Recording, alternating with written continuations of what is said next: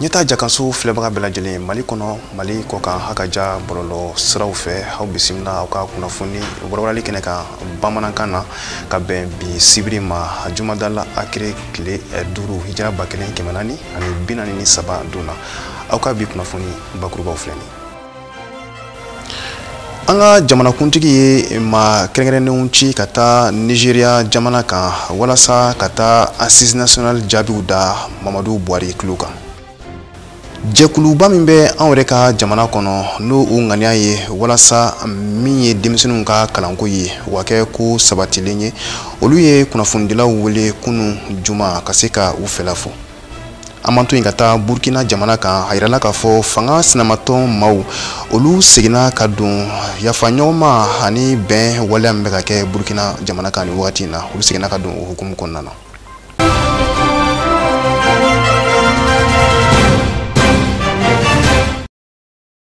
I n'a fɔ an y'a fɔ ye bakurubaw la cogo min na an ka jamanakuntigi a ye ma kɛrɛnkɛrɛnnenw ci ka taa Nigeria jamana kan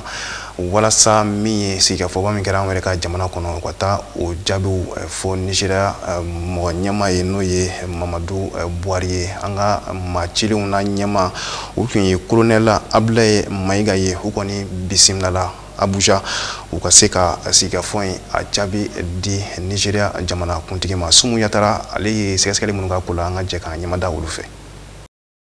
Nigeria manyema Muhammadu Buhari ay laseliw kɛ ka kɛ ni Mali ani CEDEAO cɛla baara mulu bɛ senna a ko a b'a ɲini cɛmancɛ fanga manyemaw fɛ u ka bɛnkan kɔni sɔrɔ u ni CEDEAO maaw ka laɲiniw na. Mali ye maa min bila a ka taa a yɛrɛ tɔgɔ la n'o ye colonel Abdulaye Mayiga ye. Muhammadu Buhari Nigeria jamana ɲɛma a y'a jira o ciden kɔnɔna ko Nigeria bɛ cɛsiriw bɛɛ lajɛlen kɛ yaasa ka Mali jamana kɔni dɛmɛ a bɛ se ka CEDEAO maaw fana ka laɲini sabati cogoya min na. Mali jamana ka ciden a ye ɲɛfɔli ani walawalali kɔni kɛ Nigeria jamana ɲɛma ye sigiba min kɛra an ka jamana kɔnɔna na ka bɛn décembre kalo tile 27 fo ka taa se décembre kalo tile 30 ma san 2021 n'o sigi kun tɛ dɔ Mali de kelegela bɛɛ lajɛlen bɛ se ka kuma da sɔrɔ cogoya min na ani k'u hakilina di Mali ka ɲɛtaa kan. O laseliw kɔfɛ Nigeria jamana ɲɛma y'a jira k'a fɔ ko Mali kanu tɛ se ka don maa si la ka tɛmɛ Maliendenw yɛrɛ kan. O hukumu kɔnɔna na k'ale b'a ɲini ko bɛɛ ka baara kɛ i yɛrɛ ka yamaruya kɔnɔna na ani CEDEAO ye bɛn ka sɛbɛn mulu kɔni bila sen kan yaasa Afrique de l'Ouest jamana bɛɛ lajɛlen bɛ se ka yiriwa. A ko ale nisɔndiyara kosɛbɛ sabula ko Mali jamana tilala ka maa bila ka taa ɲɛfɔli kɛ CEDEAO maa ɲɛma ye sigi laɲiniw kan wa ko Nigeria jamana a bɛna baara kɛ CEDEAO ka yamaruyaw kɔnɔna na yaasa ka Mali jamana dɛmɛ kosɛbɛ ko sabula jamana bɛɛ n'a ka kungo de don k'olu y'u ka jamanaw kɛlɛba ko nka ko jamana o jamana bɛɛ n'i ka kɛlɛ kɛcogo de don wa bɛɛ n'i ka politiki kɛcogo de don k'olu bɛ n'u yɛrɛ di kosɛbɛ Mali ma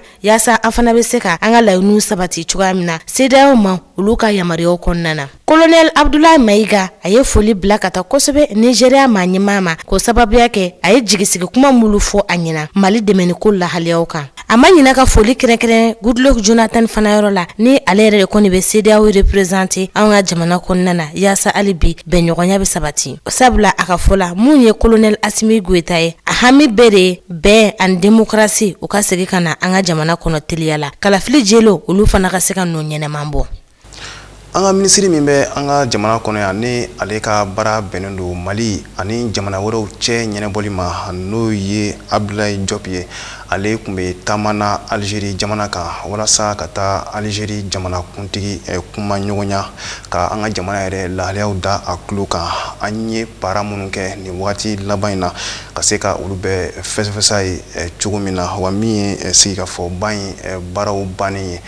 jaabi minnu bɔra o kɔnɔna na ka taa o bɛɛ da Algérie jamanakuntigi tulo kan. An ka jɛ ka a ka kumaw bayɛlɛmani lajɛ bamanankan na Asata Mayiga fɛ. Anga minisiri munga konyo beneno Mali ni jamana wɛrɛ cɛlaw ɲɛnabɔli la ni ale Abdoulaye Diop ye. Ale ka ntagama in kɔnɔna la Algérie jamana kɔnɔna la a y'a yira k'a fɔ ko Algérie yɛrɛ kɔni ye Mali sigiɲɔgɔn ye wa a ka kan ko mun kɔni bɛ ka kɛ Mali la Algérie yɛrɛ kɔni ka I sen don a la. O de la a y'a yira k'a fɔ ko fɛn min an ka cɛmancɛ fanga ma ɲɛma ye Assimi Goïta a kɔni ye olu bila ka na u kana ɲɛfɔli kɛ Algérie jamana ɲɛma yɛrɛ ye assise nationale baaraw yɛrɛ kɔni taara cogoya min na. Abdoulaye Diop hali sisan a ka kumaw la a y'a yira k'a fɔ ko assise nationale yɛrɛ kun kɔni tɛ dɔwɛrɛ ye hali sisan ka se ka bɛɛ fanga yɛrɛ kɔni lasabati anw ka jamana kɔnɔna la bɛɛ o ni keleya ka olu bɛɛ lasinsin anw ka jamana kɔnɔ. O de la a y'a yira k'a fɔ ko Algérie fana jɔyɔrɔ ka bon kosɛbɛ o baara ninnu yɛrɛ kɔni kɛli la i n'a fɔ olu yɛrɛ ka laɲini kɔnɔna la cogoya min na o ni Algérie jamana ka sigiɲɔgɔn ɲumanya baaraw la Algérie kɔni bɛ Mali jukɔrɔma tintin ko caman na ka sɔrɔ hali kuma dɔw la u yɛrɛ ma a da kɛnɛ kan. O de la Abdoulaye Diop an ka minisiri mun ka koɲɔw bɛnnen don an ka jamana ni jamana wɛrɛ cɛlaw ma a kɔni y'a yira k'a fɔ k'u nakun ba kɔni tɛ dɔwɛrɛ ye ka na ladilikanw ni bilasiralikanw ɲini Algérie jamana ɲɛma yɛrɛ fɛ walasa hali sisan nɔ baara ninnu bɛ se ka taa ka ɲɛ cogoya min na. Barisa a y'a yira k'a fɔ ko ni Mali kɔni fana ye basigi sɔrɔ ko Algérie yɛrɛ kɔni fana bɛ basigi anw nɔfɛ. O de la Mali ni Algérie kelen don ka u fangaw fara ɲɔgɔn kan walasa basigi bɛ se ka segin anw ka jamana yɛrɛ kɔnɔ cogoya min na. Jɛkuluba min bɛ anw ka jamana kɔnɔ n'olu ŋaniya ye walasa denmisɛnw ka kalan bɛ se ka kɛ fɛn sabatilen ye anw yɛrɛ ka jamana kɔnɔ cogo min na n'o ye Kaze maaw ye n'o ye coalition des associations pour la sauvegarde de l'école et la promotion de l'éducation ye kunungo juma min bɛnna janvier kalo tile 7 ma san 2022 olu ye kunnafonidilaw wele pyramide de souvenir la o kɔni kɛra sababu ye u ka u fɛla fɔ Mali yɛrɛ kalanko la wa kɛnɛ in kɔni kan u ye wele bila an ka jamana lakɔli karamɔgɔw ma ani an ka jamana marabaaw ma wa se k'u tɛgɛ di ɲɔgɔn ma walasa min ye denmisɛnninw ye u se ka segin cogo min na ka taa ekɔli la. Telen ta tɔgɔ la Abdou Watara ani Laji Mamadu Tarawele u se ka na ni min ye a bɛ somɔgɔ sama bɔ. An ka jamana faba kɔnɔ cakɛyɔrɔ min bɛ n'a bɛ wele ko pyramide du souvenir o ɲɔgɔn ye kɛso kɔnɔna la min ye jɛkulu ye minnu ka baara bɛnlen bɛ ka se ka hakilina ɲuman ni ŋaniya ɲuman ta ka ɲɛsin Mali kalanko ma olu kɔni ye ɲɔgɔn dalajɛ kɛ o so kɔnɔ. U ka hakilina ni laɲiniw na u ko olu b'a fɛ gɛlɛya min bɛ Mali kalan na a ka se ka ban ten ka sababu kɛ denmisɛnninw ye siniɲɛsigi ye wa foyi man dɔgɔ wulikajɔ ni cɛsiri la min bɛ kɛ sababu ye ka denmisɛnninw bila u ka hakɛ kɔnɔ. O kumana an ye ɲɔgɔn dalajɛ ka aw wele a ka jɛnsɛn fan bɛɛ ko n y'a fɔ gouvernement ye u ka cogoya ɲini ekɔlidenw ka ko la denmisɛnninw ka hakɛ u ka ɲini k'a d'u ma an y'a fɔ ekɔli karamɔgɔw ye u ka sabali mɔgɔ bɛ deli i jo de la n'i y'a ye ko sabali o kɔrɔ i jo bɛ nin na mais o to yen an bɛ yɔrɔ min ye ko bi le Mali en guerre article min bɛ yen min b'a jira k'a fɔ n'an bɛ guerre la bɛɛ k'i ka kɛlɛkɛminɛnw sokɔnɔ kɛlɛkɛminɛnw o sonsoro an ka kɛlɛkɛminɛnw bɔ i n'a fɔ an ka hymne y'a fɔ cogoya min na si l'ennemi découvre son front à l'intérieur ou à l'extérieur au dehors ou au dedans. Aujourd'hui on est le front au dedans. École karamɔgɔw y'a faamu k'a faamu ten c'est pas qu'an b'u contre la ce n'est pas qu'an t'u fɛ an b'u bilasira de. Ni jɛkulu maaw ye welekan bɔ ka ɲɛsin Mali marabaaw ani lakɔli karamɔgɔw ka lafasalitɔn maaw ma u ka wulikajɔw kɛ k'u jija joona joona fɛɛrɛ ka se ka sɔrɔ Mali kalan gɛlɛya la. Sigi in kɛra sababu ye u y'a lada malidenw tulo kan olu bɛna wulikajɔ caman kɛ min bɛ kɛ sababu ye gɛlɛya ka se ka bɔ Mali kalan kan a na kɛ sababu ye Mali kɔnɔ ani Mali kɔ kan diɲɛma bɛɛ lajɛlen ka se ka bɔ Mali lakɔliko gɛlɛya yɛrɛ kalama. Sɔrɔsiw ka wuli k'u jɔ u jɔyɔrɔ la donc Assimi Goïta k'o b'i bolo. École karamɔgɔw wele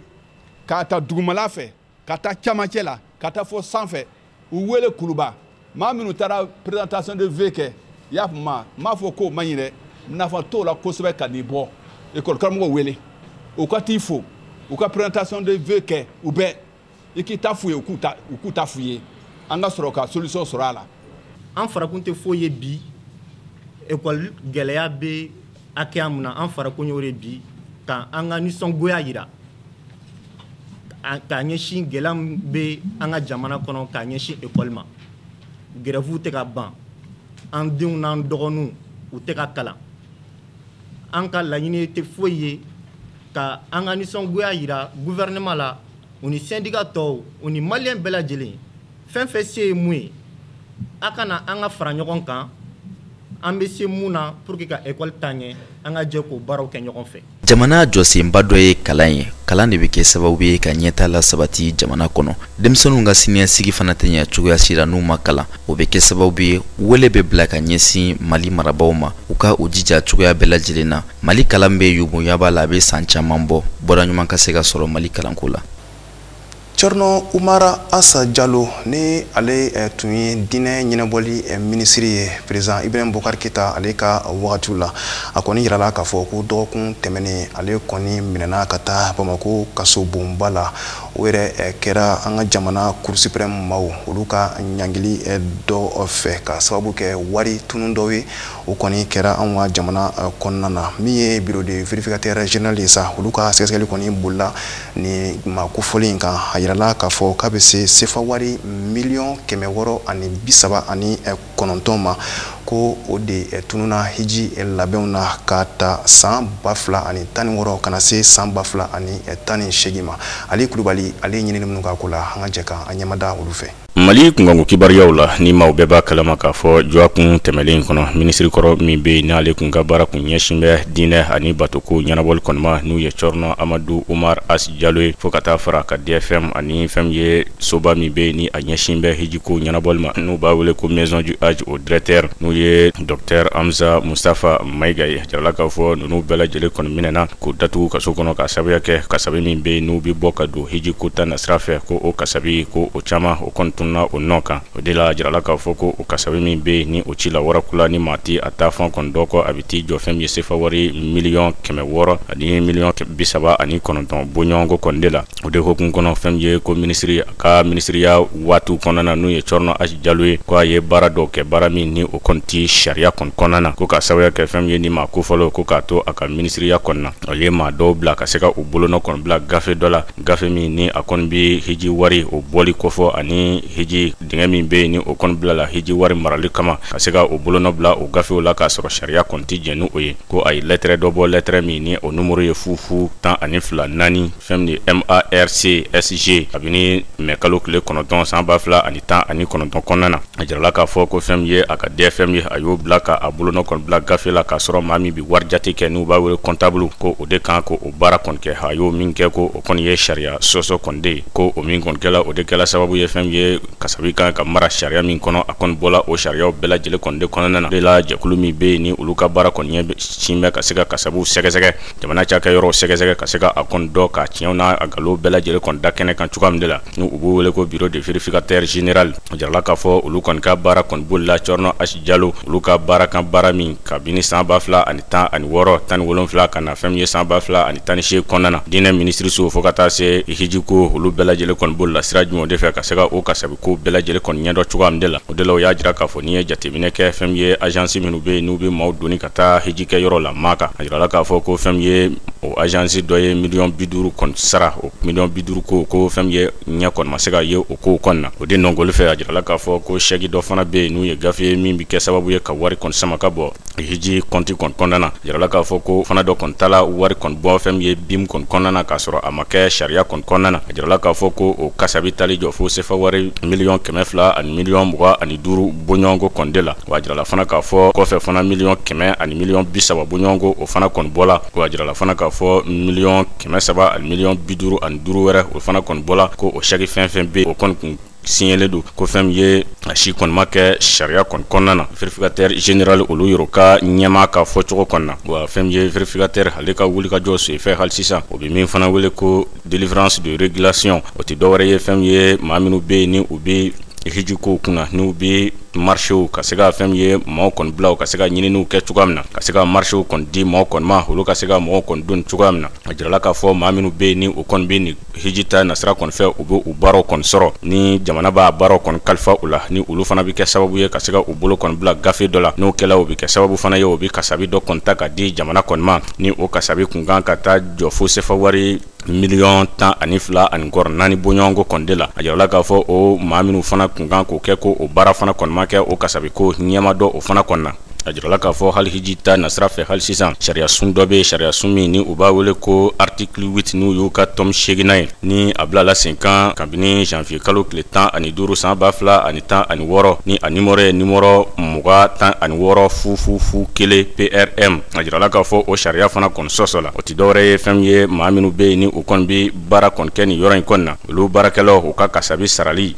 u ka nisɔndiya kasabi n'u b'u wele indemnité olu minnu kan ka di o kɔni ma ni sariya sun de bɛ o kɔni kofɔ a jirala k'a fɔ ko o fana kun kan ka bɔ sira min kɔni fɛ ko o fana kɔni ma bɔ o sira fɛ fiyewu wa a jirala k'a fɔ kasabi min fana bɛ yen ni o kɔni kan ka di olu ma o bɛ t'i jɔ sefa wari $13 ani nkɔrɔ 5 bɔɲɔgɔnko kɔni de la ko o kasabi fana maa tɛ o fana kɔni taa fan kɔni dɔn wa a jirala fana k'a fɔ ko fɛn ye vérificateur général ale ka maaw o nana jateminɛ min fana kɔni kɛ o bi maa min wele ko DFM ni ale bɛ o jɔyɔrɔ la n'u b'a wele ko directeur de finance du matériel a jirala k'a fɔ ko ale fana ye baara dɔ kɔni kɛ min ma kɛ sariya kɔni kɔnɔna na ka maa dɔ kɔni ta fɛn ye ka se ka baara dɔ kɔni di u ma hiji ta nasira fɛ ani walima fɛn ye ministriso yɛrɛ ta nasira kɔni fɛ hiji kunkanko kɔni na a jirala k'a fɔ ko olu maaw kan ka kasabi min sara n'u ko droit wa a jirala k'a fɔ ko o droit ko maa ma o kasabi fana kɔni yɔrɔ dɔn fiyewu ko o kasabi fana bɛ t'i jɔ fo sefa wari $10,019 fɛn ye $100,000 bɔɲɔgɔnko kɔni de la wa a jirala fana k'a fɔ Mali consulat min fana bɛ Jeda maa minnu fana bɛ yen ni o kɔni bɛ baara kɛ o consulat in kɔni kɔnɔna na olu ka sarako fo ka taa se nisɔndiya kasabi min bɛ yen ni olu kɔni kan ka di olu kɔni ma o ka fɔ cogo la ko o kasabi ko o fana kɔni ma sarali ko o ma bɔ o sira kɔni fɛ wa a jirala k'a fɔ kasabi min bɛ yen ni o kɔni kan ka di olu kɔni ma ko o bɛ t'i jɔ fɛn ye sefa wari $7,000,000 ani nkɔri 65 bɔɲɔgɔnko kɔni de la wa o y'a jira fana k'a fɔ soba min fana kɔni ɲɛsin bɛ hiji ko ɲɛnabɔli kɔni ma n'u b'a wele ko maison daji o maa ɲɛma Amza Mustafa Mayiga a jirala k'a fɔ ko a ye baara cɛjugu dɔ kɛ n'u ti dɔwɛrɛ ye o bɛ min wele ko compte épargne pèlerinage a jirala k'a fɔ o kasabi min bi sɔrɔ o kɔnɔ ko a y'o fana kɔni ta fɛn ye ka se ka o kasabi kɔni don so in yɛrɛ ka baara dɔ kɔni na wa a jirala k'a fɔ ko o fana kɔni ye sariya sɔsɔ ye ka sababuya kɛ o kasabi ko o kɔni ma bila o kama ka sababuya kɛ fɛn ye maison daji ko ale ka kasabi tɛ o kɔni ye wa a jirala k'a fɔ ko o kasabi fana ko o bɛ t'i jɔ sefa wari $1,100,000 ani $30,000 ani nkɔri 6 bɔɲɔgɔnko kɔni de la wa a jirala k'a fɔ ko in yɛrɛ a juguma yɔrɔ ko o fana ye jumɛn de ye hali sisan o ti dɔwɛrɛ ye fɛn ye DFM fo ka taa se ministriso min ka baara kun ɲɛsin bɛ diinɛko ɲɛnabɔli kɔni ma o secrétaire général ko olu fana kɔni ye ko dɔ kɛ baara cɛjuguba dɔ kɛ o ti dɔwɛrɛ ye ka se ka gafe dɔ walima ka chèque dɔ kɔni bila sen kan fɛn ye agence Amazer Égyptaire o kɔni tɔgɔ la yaasa ka se ka taa kasabi dɔ kɔni bɔ kasabi min ni o kɔni bi t'i jɔ sefa wari $1,100,000 ani $30,000 bɔɲɔgɔnko kɔni de la a jirala k'a fɔ ko chèque min kɔni kɛla ka wari in kɔni bɔ BIM kɔni kɔnɔna na warimara so in kɔni kɔnɔna na ko o numéro o de ye 651092 ye wa a jirala k'a fɔ kasabi in ko o kɔni bɔla BIM kɔni kɔnɔna nka a kɔni ma kɛ sariya fana kɔni kɔnɔna na o de hokumu kɔnɔ ko o kasabi ko o fana kɔni gulolen don wa a jirala k'a fɔ nin bɛɛ lajɛlen kɔfɛ o bɛ min wele ko autorisation du paiement des contrats maa min bɛ yen ni baara bi kalifa o la ni u kalifala o la o bɛ kan k'o kasabiw k'o bɛɛ lajɛlen sɛbɛn ani olu mɔtɔw ka n'u b'a wele ko enregistrement a jirala k'a fɔ ko nin si kɔni ma kɛ fɛn min ye ka se ka compte dɔ n'u ye ka warimara yɔrɔ dɔ k'o kɛrɛnkɛrɛn k'o bila kasabi ko ta nasira kɔni fɛ o bɛ mara yɔrɔ min na yaasa o na se ka dɔn cogoya min na a jirala k'a fɔ ko nin si kɔni kun tɛ nin yɔrɔ in kɔni na wa fɛn min ye wari jate ko k'a fɔ a kan ka bɔ nin sira fɛ gafe ta nasira kɔni fɛ ko nin si kɔni sigilen tɛ k'a fɔ ko ɲɛna se ka dɔ wariko la kosɛbɛ a jirala k'a fɔ nin n'a ɲɔgɔnnaw ni kasabi caman ko olu bɛɛ lajɛlen kɔni tununa nin cogo la o de la fɛn min ye ministre a n'a nɔfɛmaw ko olu kɔni bɛ fɛn min ye kaso kɔnɔna bi yaasa fɛn min ye don nataw la o na se ka ɲɛfɔli kɛ nin ko ninnu kɔnɔna cogoya min na ani Ali Kulubali bɛ to ɲɔgɔn bolo ale bɛna farafinna ani diɲɛ fantɔw kunnafoni lase an ma. Burkina jamana kɔnɔna na a jirala k'a fɔ jɛkulu min kɔni tun bɛ yen ni o kɔni tun kɛmɛ ka wulikajɔ kɛ ka waati kɔni di fanga kɔni ma k'a jira k'a fɔ u ka ko bɛɛ lajɛlen kɔni kɛ u ka se ka lakana kɔni nati fɛn ye Burkina kɔni kɔnɔna na cogoya min na ni o kɔni tun y'a jira k'a fɔ ko u t'u sen don u ka baara dɔ la jɛkulu min bɛ yen n'u b'a wele ko Conseil national d'orientation et de suivi de la réconciliation nationale ani comité de suivi de mise en œuvre des recommandations du dialogue politique o ti jɛkulu ye jɛkulu min sigilen don yaasa bɛn ni keleya bɛ se ka na ani jɛkulu min fana bɛ o baaraw bɛɛ lajɛlen kɔni kɔlɔsi yirala k'a fɔ ni jɛkulu n'u ye fanga sinamatɔ maaw kun ye olu kɔni kun ye o sen bɔ ni baara bɛɛ la ko fu fɛn ye gouvernement maaw n'u ye président n'a ka maaw ye ka ko bɛɛ lajɛlen kɔni kɛ u ka se ka fɛn ye lakana kɔni nati cogoya min de la o kɔni y'a jira k'a fɔ ko u kɔni kun y'o hakili min ta ko u y'a hakili ɲɔngiri fɔlɔ ka sababuya kɛ fɛn ye diinɛ tigilamaaw fo ka taa se laadalamaaw kɔni ko olu kɔni ye wulikajɔ kɛ ka se ka kuma olu kɔni fɛ o ka bolo di ɲɔgɔn ma yaasa fɛn ye ka se ka Burkina ka bɔ ni gɛlɛya ninnu kɔni kɔnɔna na ko o de hukumu kɔnɔ olu kɔni ye u ka hakilila in ka se ka a ɲɔngiri fɔlɔ kɛrɛnkɛrɛnnenya fɛn ye fanga sinamantɔ ye o ɲɛmaa n'u ye Edi Ngomboingo ale ka ɲɛfɔ cogo kɔnɔ na nka u y'a jira k'a fɔ ko tiɲɛ don olu kɔni ye min kɔni fɔ fɛn ye fanga tigilamaaw kɔni ye k'a fɔ o ko baaraw kɔni kɔlɔsi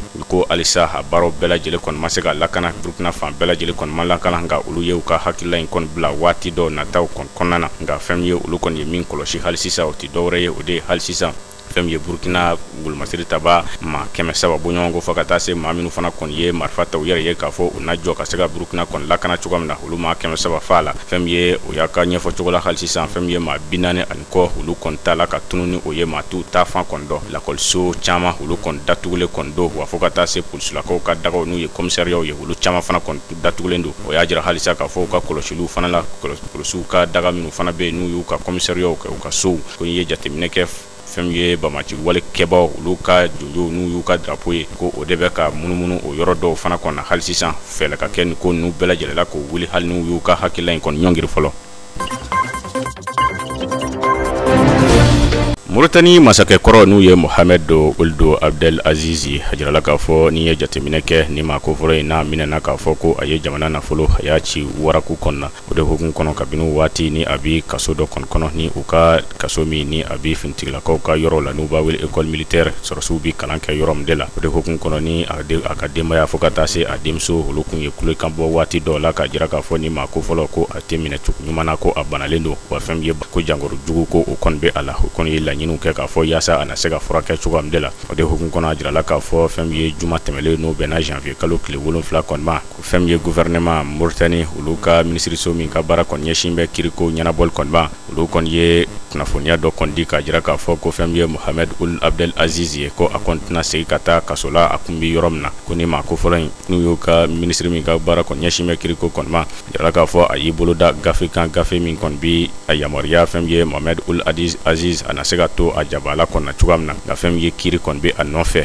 hali sisan hali n'a sɔrɔ a bilan bɛ fiɲɛ kɔnɔna sani waati dɔ kɔni cɛ o de hukumu kɔnɔ fɛn ye a ka limanaw ye fo ka taa se a denmuso ani a somaw bɛɛ lajɛlen olu kɔni y'a jira k'a fɔ nin ye nisɔndiya ko ye ka sababuya kɛ u ka ɲɛma walima u fa ko o kɔni bilala ka taa so yaasa a na se ka taa a kɔni ka fura kɔni kɛ cogoya min na ka sababuya kɛ a kun ti minɛ cogo ɲuman kɔni na o de hukumu kɔnɔ o kɔni y'a jira k'a fɔ hali sisan o na ko bɛɛ lajɛlen kɔni kɛ ko a kɔni bilala u bɛ min wele ko liberté provisoire k'a bila fiɲɛ kɔnɔna dɔɔni ko nka fɛn ye a denmuso ka fɔ cogo la ko a kɔni b'a dɔn ko dɔn nataw la ko u kɔni n'a bila pewu wa hali sisan fɛn ye Mohamed Abdel Aziz a ka denbaya maaw olu kɔni bɛ ka laɲini de kɛ yaasa u na se ka yamaruya kɔni di cogoya min na ni maa ko fɔlɔ in bɛ se ka bɔ ka taa yɛrɛ furakɛ fɛn ye jamana wɛrɛw kɔnɔna na cogoya min. Congo Brazzaville jamana kɔnɔna na a jirala k'a fɔ u ka kiritigilama min bɛ ni o tɔgɔ ye ko André Ngankala Ogo ale kɔni ye wulikajɔ kɔni kɛ ka se ka fɛn ye kiri bila maaw nɔ kan kabini janvier kalo tile 6 san 2022 kɔnɔ o kiri kɔni ɲɛsin bɛ maa minnu de ma o de ye fɛn ye finitigilaka dɔw n'u ye polisilaka maa 2 bɔ ɲɔgɔn kɔ ka taa fara fɛn ye jamanaden gansan dɔw fana kun b'o la nka même fɛn ye maa minnu bɛ ni kiri bɛ olu nɔfɛ olu yɛrɛ ye fɛn ye maa 6 bɔ ɲɔgɔn kɔ kɔni de ye a jirala k'a fɔ ninnu ye maaw ye maa minnu n'u ye denmisɛnninlaka dɔw den minɛ ni u kɔni b'u fɔ ma ko bandiw n'u bɛ kojugu kɔni kɛ u kɛlen ko o maa ninnu kɔni minɛ sa u kɔni ye wale jugu kɔni ta ka ɲɛsin o denmisɛnninlakaw ma u senkuruba fo ka taa se o dugumana yanfan dɔw bɛ yen ka se ka olu bɛɛ lajɛlen kɔni bugɔ k'u bɛɛ lajɛlen kɔni tigɛ cogoya min de la ka sɔrɔ ka o kɔni jaw ta a video k'u bɛɛ lajɛlen kɔni bila bɔlɔlɔw kɔni sanfɛ denmisɛnninlaka minnu n'u b'u wele ko des bébés noirs denmisɛnnin finmanw o de hukumu kɔnɔna na a jirala k'a fɔ ni polisilakaw ani ni maa ko fɔlɔ maa 7 o ye nin kɛ Congo Brazzaville dugu min de la o b'o wele ko jiri a jirala k'a fɔ fɛn ye kiri tigilamɔgɔ n'u ye procureur in kɔni ye André Ngalala ale kɔni y'a ye wulikajɔ kɛ ka fɛn ye nin maa ninnu k'o minɛ ka y'a k'a fɔ cogo la a y'a jira k'a fɔ u na datugu kaso kɔni kɔnɔna na sani u ka kiri waati kɔni cɛ o de hukumu kɔnɔ o bɛɛ kɔfɛ a kɔni ye foliba ta ka ɲɛsin polisilakaw ma ani ka wele kɛ ka fɛn ye polisilakaw fana ka maa dɔ kɔni bɛ yen n'u ye Trésor Nzila ye ale fana kɔni y'a jira k'a fɔ ko bɛɛ lajɛlen kɔni ka kɛ tiɲɛ ka se ka bange cogoya min na sariya u ka se ka boli maaw kɔni kan wa sariya fana ka fɔ fɛn ye kiri kɛ don. Ethiopie jamana kɔnɔna na hajirala k'a fɔ u ka jamana ɲɛmaaw kɔni y'a jira k'a fɔ ko u na ko bɛɛ lajɛlen kɔni kɛ u ka fanga sinamatɔ maa minnu minɛ b'u bolo ka mara ka sow kɔnɔ ka se ka u kɔni bila cogoya min de la a jirala k'a fɔ olu maaw la fɛn min ye u ka jɛkulu min bɛ n'u ye TPLF n'u b'a wele Front de Libération du Tigré ni olu ka baara kun ye k'a fɔ u na ko bɛɛ lajɛlen kɛ u ka dugu min bɛ yen walima u ka kabila minnu bɛ yen ni u b'a wele ko Tigré yaasa ka se ka olu dugu bɛɛ lajɛlen ka yɛrɛma hɔrɔnya kɔni di u ma cogoya min na ni olu kɔni kun kɛmɛ ka maramafɛnw ta ka bila Ethiopie yɛrɛ wolomasiri ta bɔ fanga kɔnɔna k'a fɔ ko u na u yɛrɛ ta cogoya min de la o de hukumu kɔnɔ a jirala k'a fɔ ni hakilila ninnu u kɔni bɔla waati min de la waati min fɛn min ye Ethiopie yɛrɛ gouvernement ma ɲɛma n'u ye marabolo ma ɲɛma ye n'o ye Abiy Ahmed ye a jirala k'a fɔ u ka nɔgɔyali u ka ɲɛnajɛw senfɛ a kɔni ye nin fɔ fɛn min ye Ethiopie teleso kɔnɔna jabaranso bɛɛ la k'a jira k'a fɔ u na u ka fanga sinamatɔ maa minnu dɔw minɛlen don u na olu dɔw kɔni bila o de hukumu kɔnɔ a jirala k'a fɔ kabini nin kɔni fɔla Ethiopie maa ɲɛmaw kɔni fɛ fɛn min ye diɲɛsɛrɛgɛ naani jɛkulu maa ɲɛma n'u ye ONU ye ale kɔni ye folikan kɔni ta ani k'o fo sani u ka a baaraw kɔni kɛ fɛn min ye a jirala k'a fɔ nin senfɛ yɛrɛ u bɛ mɔgɔ min fana wele ko Eskeder Nega te maa wɛrɛ ye o fana kɔni ye kunnafonidila dɔ ye ni ale fana kɔni kun ye ko bɛɛ lajɛlen kɛ ka kɛ fanga sinamatɔ maaw ye cogoya min na olu ka parti maaw kɔni y'a jira k'a fɔ ko ale kɔni bilala ka ban wa fɛn min ye maa wɛrɛ bɛ yen ni o ye kunnafonidila wɛrɛ ye n'o ye Jawar Mohamed kɔni ye a jirala k'a fɔ fo ka taa se Bekele fo ka taa se Garba a jirala k'a fɔ ninnu bɛɛ ye oro maa dɔw kɔni ye ko ninnu bɛɛ lajɛlen ni u kɔni kun jalakilen don k'a fɔ ko u kun bɛ dansago wale kɔni na fɛn min ye Ethiopie jamana kɔnɔ san tɛmɛlen kɔni na a jirala k'a fɔ ko na kɛ yaasa olu fana kɔni na bila cogoya min na a jirala k'a fɔ ni ye jateminɛ kɛ Front de Libération du Tigré fo ka taa fara fɛn min ye Armée de Libération Ororo ni olu kun farala ɲɔgɔn kan kabini san 2020 kɔnɔ Novembre kalo yaasa ka se ka fɛn min ye Ethiopie fanga kɔni kɛlɛ cogoya min na a jirala k'a fɔ olu bɛɛ lajɛlen ka maa kangaraki dɔw kɔni bɛ yen ko olu kɔni bɛna bila kɛrɛnkɛrɛnɲɛna fɛn min ye Ororo maa minnu bɛ yen ani minnu kɔni kɛla sababu ye ka se ka ni jɛkulu ninnu kɔni bila sen kan n'u ye Seba Nega fo ka taa se fɛn min ye Abayi Weldu kɔni ma. Nin bɛ dansigi aw ka bi kunnafoni walawalali kɛnɛ kan bamanankan na ɲɛmɔgɔso ye min fara ɲɔgɔn kan ka d'an ma an ka se ka laseli k'aw ye halisa an kɔni bɛ jɛ ka dugawu kɛ jamana in ye ala ka malidenw bɛn kelen ma aw kan bɛ waati wɛrɛ ni ala sɔnna.